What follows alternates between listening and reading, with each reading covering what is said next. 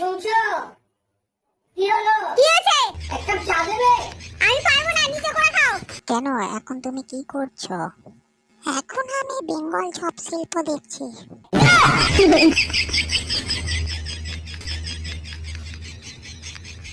দূর,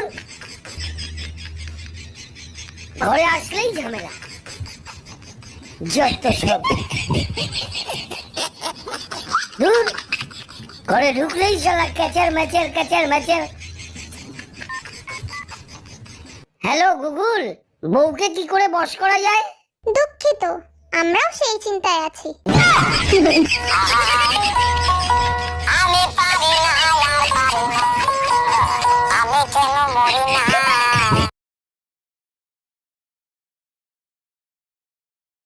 এই বলছি, বাজার থেকে গিয়ে একটু চিকেন নিয়ে আসো তো। চিকেন? কেন, কোনো কিছু স্পেশাল আছে নাকি আজকে? হ্যাঁ, একদম ঠিক ধরেছো, আজকে আমার ভাই আসবে। কি?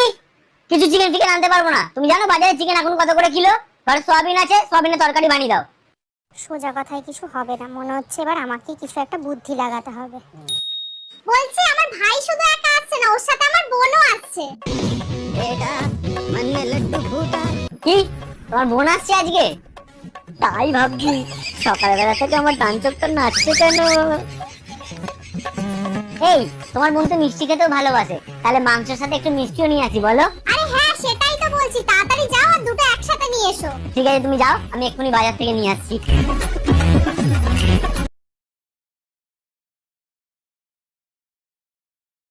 এই, চিকেন আর মিষ্টি নিয়ে চলে এসেছি, কোথায় রাখবো বলো? হ্যাঁ, ওখানটা রাখো। এই বলছি, তোমার বোনকে ফোন করে জিজ্ঞেস করলে কত দূর এলো? কি?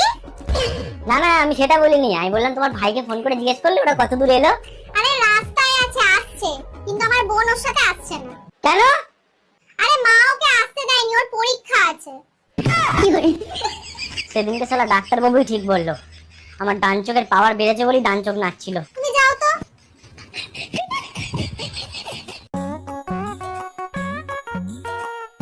বৌদি, আমার না কিছু টাকা লাগবে আজকে।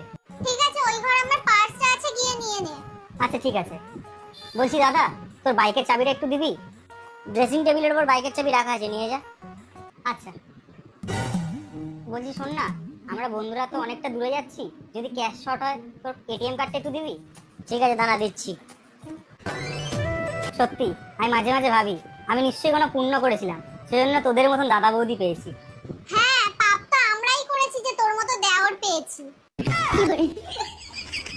এতদিনে তুমি একটা ঠিক কথা বলেছো, কুলাঙ্গার একটা।